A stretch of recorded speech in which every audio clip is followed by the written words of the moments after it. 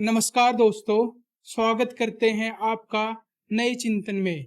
हरियाणा कांग्रेस में महेंद्रगढ़ भिवानी हलके से बहुत ज़्यादा खींचतान की खबरें आ रही है। सबसे बड़ी खींचतान तो हरियाणा के पूर्व मुख्यमंत्री बंसीलाल के परिवार और हुड्डा के बीच चल रही है, जहां हुड्डा लगे हुए हैं किरण चौधरी और बंसीलाल की राजनीति का अंत करने के लिए। ताजा घटना में हरियाणा के पूर्व मुख्यमंत्री, स्वतंत्रता सेनानी और भारतीय सरकार में रेल मंत्री रह चुके चौधरी बंसीलाल जी के दामाद चौधरी सोमवीर शोराण के साथ बदतमीजी और धक्का मुक्की की गई है। और यह जो घटना घटित हुई है, इसका बहुत भारी विरोध हो रहा है। और चर्चा यह है कि लुहारू विधानसभा क्षेत्र, जहां से जयप्रकाश दलाल जी अभी हरियाणा सरकार में वित्त मंत्री है, वहां से विधायक हैं, वहां इस इलाके से ये घटना सामने आ रही है। चौधरी सोमवीर सिंह शोराण हरियाणा की राजनीति में जाना माना चेहरा है। चौधरी सोमवीर शोराण 1987 के पूर्व एमपी चौधरी राम नारायण सिंह के भाई हैं और चौधरी सोमवीर शोराण वर्तमान में बीजेपी के दो बारी के भिवानी महेंद्रगढ़ सीट से सांसद चौधरी धर्मवीर सिंह के चाचा ससुर हैं। चौधरी सोमवीर सिंह शोराण कांग्रेस के वो लीडर हैं जो 4 बार चुनाव लड़ चुके हैं। इसके साथ साथ चौधरी सोमवीर शोराण एडवोकेट हैं और भिवानी बार के सदस्य हैं और शोराण खाप का भिवानी और महेंद्रगढ़ सीट पर अच्छा दबदबा माना जाता है।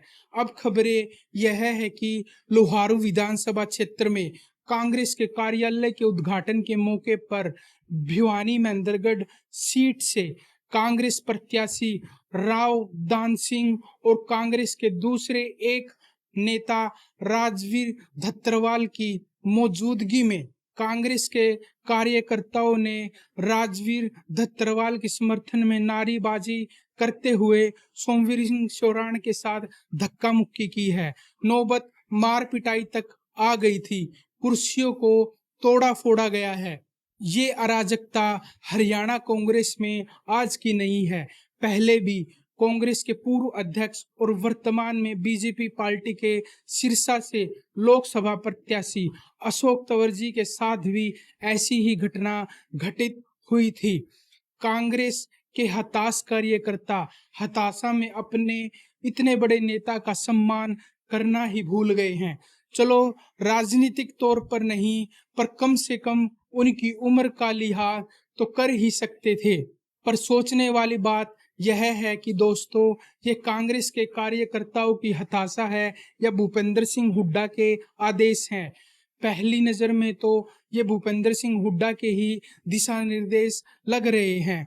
चौधरी बंसीलाल घराने की राजनीति को खत्म करने के लिए। अच्छा, एक और चर्चा चल रही है रोहतक के किलोई से।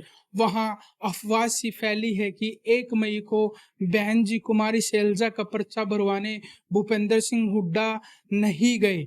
शायद इसी घटना को लेकर रोहतक का एससी वोटर वर्ग बुरा मान गया है और ऐसी चर्चा है कि शैलजा गुट जो है, उसके कारण एससी वोट जो ट्रांसफर हो रहा था दीपेंद्र सिंह हुड्डा को रोहतक में, उसमें दिक्कत आ रही है। एससी वोटर दीपेंद्र सिंह हुड्डा को नहीं मिल रहा, क्योंकि अब अगर दलित नेता की बात की जाए तो कांग्रेस में काफी सालों से शैलजा ही इकलौती कांग्रेस की लीडर हैं।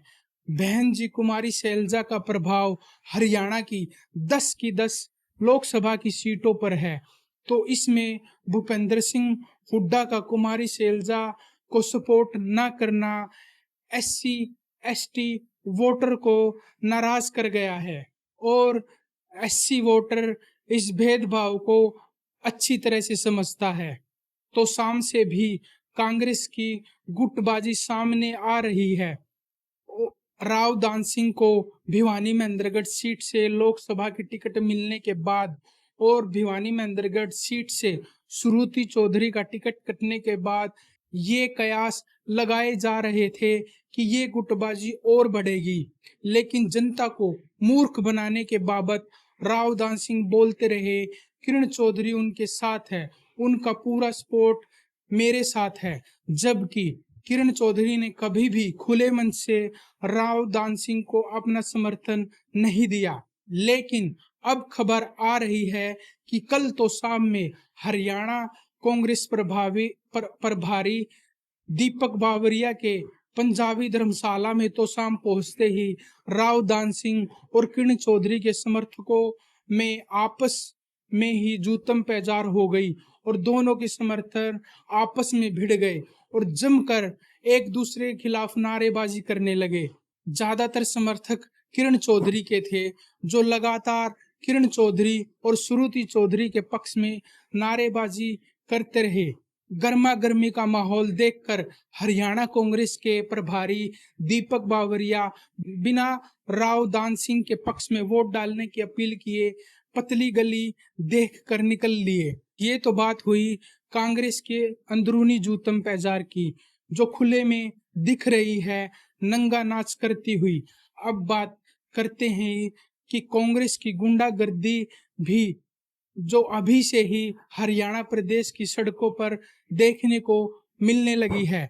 10 मई को नैना चौटाला के साथ साय 3:30 बजे के लगभग उचाना हलके के गांव रोहजखेड़ा में चुनावी प्रचार के दौरान उनके यहां पहुंचते ही गांव में उपस्थित 12 से 15 के लगभग असामाजिक बदमाश किस्म के लोगों ने उम्मीदवार का पहले तो भाषण बीच में रुकवा दिया और महिलाओं कार्यकर्ताओं से अभद्रता करते हुए छेड़खानी और मारपीट करनी शुरू कर दी।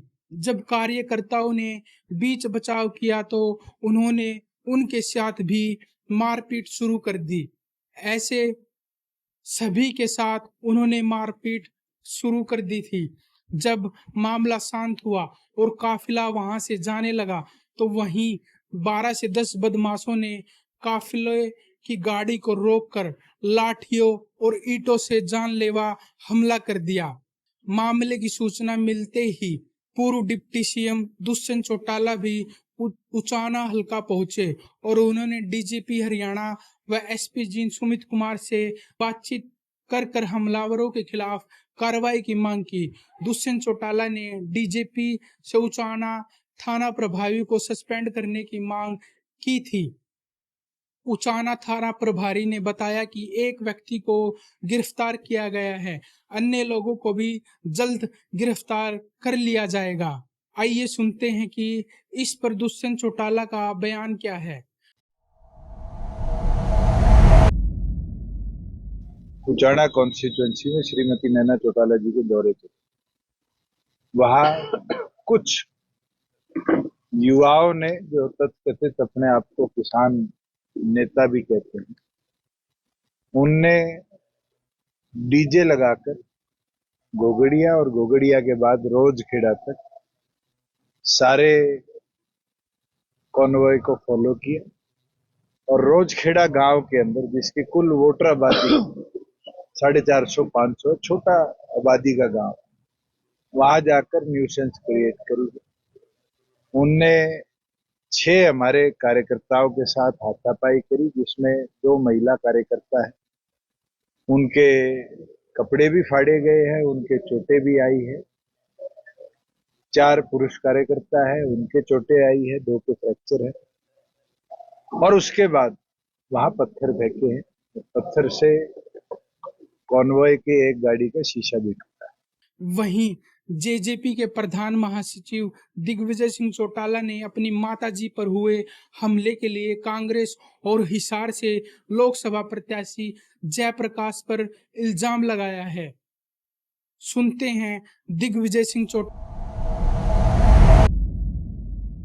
मेरी माताजी और जेजेपी पार्टी की प्रत्याशी श्रीमती नैना सिंह चौटाला जी के काफिले पर बदमाशों ने हमला कर दिया है, पत्थरबाजी की है और इसमें कार्यकर्ताओं को और उनके स्टाफ को गंभीर चोटें आई हैं। ये इतना गंभीर विषय है, ये जो लोग बताए जा रहे हैं, ये जिस गांव में हमला हुआ उस गांव से संबंधित नहीं है, नजदीक के गांव से ये आए हैं और ये काफी देर से चेज करते रहे काफिले को और एक गांव में आकर के इनने हड़दमबाजी की, गुंडागर्दी करने की कोशिश की। हमारी महिला नेताओं को जो माताजी के साथ चल रही थी उनको धक्के मारे और उसमें कुछ लोग इंजर्ड हो गए। एक महिला का हाथ भी टूट गया, कपड़े फट गए।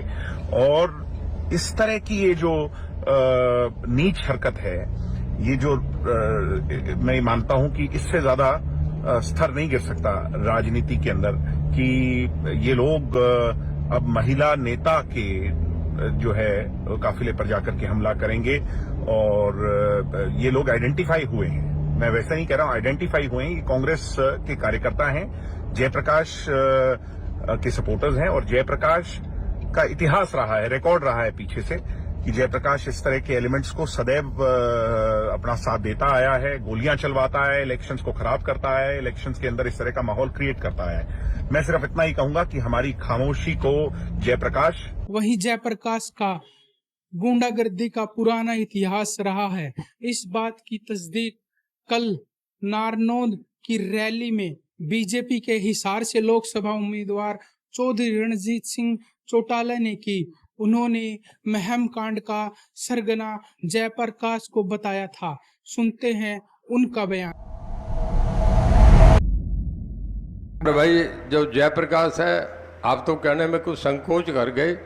जो देवीलाल के जीवन में सबसे ऊंचाई के वक्त पे थे, जब प्रधानमंत्री उप प्रधानमंत्री बन गए थे, तो एक ही बात से नुकसान हुआ था। जिस दिन महम बाई इलेक्शन हुआ, वो महम बाई इलेक्शन में ग्रीन ब्रिगेड ने बूथ कैप्चर करे थे और चांदी बैसी में गोलियां चली थी। उस दिन से देवीलाल को भी इस्तीफा देना पड़ा और उस दिन ये उसका सरगना जयप्रकाश था। ये सारी भीड़ बैठ के मैं सामने कह रहा हूँ, ये था। अब सुनते हैं नैना चौटाला पर हुए जानलेवा हमले पर हरियाणा कांग्रेस के प्रभारी दीपक बावरिया जी का तर्क, जो इस घटना को जेजेपी और नैना चौटाला का नाटक बता रहे हैं ताकि जेजेपी थोड़ी सी सहानुभूति किसानों से बटोर सके। कभी नहीं हो सकता है ये सभी हाथकंडा का इस्तेमाल चीप पॉपुलैरिटी के करने के लिए। आपका जजेपा बहुत ही प्रेफरेंस है। पहले तो बात ये कि कांग्रेस प्रदेश प्रभारी को सोच समझकर बयान देना चाहिए। इतना बड़ा जानलेवा हमला अपने ही खिलाफ कौन प्लान करवा सकता है? ये जानलेवा हमला सच में हुआ है और इस पर कार्रवाई करते हुए पुलिस ने कुछ एक बदमाशों को दबोच भी लिया है। वहीं आपने एक बात और नोट की, कांग्रेस प्रदेश प्रभारी क्या बोल रहे हैं? वो बोल रहे हैं कि जेजेपी के साथ जाकर कांग्रेस कभी भी सरकार नहीं बनाएगी। तो इस बात की तस्दीक खुद कांग्रेस प्रदेश प्रभारी कर रही है कि हरियाणा में बीजेपी की शानी सरकार पर हाल फिलहाल के लिए कोई खतरा नहीं और जेजेपी और कांग्रेस में वही बनी हुई है कि थोथा चना और बाजे घना। दूसरा ये कि किसान संगठन ध्यान दे, ये असामाजिक तत्व जो अपने आप को तथाकथित किसान बता रहे हैं, ये कौन है? क्योंकि हरियाणा में माताओं और बहनों का पूरा सम्मान होता है। यहाँ पर इस प्रकार का आचरण बर्दाश्त के बाहर है। दूसरा, बीजेपी और जेजेपी के उम्मीदवारों का जो विरोध हो रहा है वो भी एक किस्म से गैर कानूनी है। ये एमएलए, एमपी और उम्मीदवार बाद में है, पहले इस देश के नागरिक हैं और संविधान के द्वारा दिए हुए इनके भी कुछ अधिकार है। उनका भी सबको सम्मान करना चाहिए। इनको देश के किसी भी कोने, किसी भी हिस्से में जाने का अधिकार है। तो किसान संगठन ध्यान दे, इससे किसान संगठनों की प्रामाणिकता पर भी गहरे प्रश्न चिन्ह लगते हैं। अब आखिर में बात करते हैं कि क्यों कांग्रेस में कपड़े फाड़, नंगी गुटबंदी और खींचतान हो रही है। और जनता को सोचना चाहिए कि हरियाणा कांग्रेस में भीतर खाते इतनी फूट और जूतम पैजार हो रही है, तो ये हरियाणा कांग्रेस कैसे हरियाणा की जनता का नेतृत्व कर सकती है? क्या भूपेंद्र सिंह हुड्डा का नेतृत्व इतना कमजोर है? जबकि भूपेंद्र सिंह हुड्डा एक मंझे हुए राजनेता है, जिसको इंग्लिश में बोलते हैं सीजन्ड राजनेता। भूपेंद्र सिंह हुड्डा एक पढ़े लिखे 2 बार के हरियाणा के मुख्यमंत्री है। वो कैसे हरियाणा कांग्रेस को एकजुट नहीं कर पा रहे और क्यों बारी बारी बड़े नेता कांग्रेस को अलविदा कह रहे हैं, और आज क्यों हरियाणा में हुड्डा की लीडरशिप इतनी कमजोर दिख रही है। क्या हुड्डा लीडरशिप करना भूल गए हैं? इसका जवाब है नहीं, क्योंकि जिस चतुराई के साथ भूपेंद्र सिंह हुड्डा अपने विरोधियों को हरियाणा कांग्रेस में साफ करने में लगे हुए हैं, उससे तो ऐसा बिल्कुल नहीं लग रहा। और यही कारण हरियाणा की कांग्रेस में गुटबंदी और खींचतान का है, क्योंकि हुड्डा साहब पुत्र मुंह में भंवरा गए हैं। अपने पुत्र माननीय नेताजी दीपेंद्र सिंह हुड्डा को हरियाणा कांग्रेस का पूरा मैदान साफ करके देना चाहते हैं, पर नेताजी ध्यान दे, कहीं हरियाणा कांग्रेस में सफाई करते करते हरियाणा कांग्रेस की इतनी सफाई ना कर दे कि पूरे हरियाणा कांग्रेस के मैदान में सिर्फ एक ही कांग्रेस का खिलाड़ी खड़ा मिले, दीपेंद्र सिंह हुड्डा अकेला, कि जा बेटा दौड़, पूरा मैदान तेरा है, फर्स्ट भी तू ही, सेकंड भी तू ही, थर्ड भी तू ही और लास्ट भी तू ही। नमस्कार दोस्तों, चलिए फिर मिलते हैं अगले चिंतन में।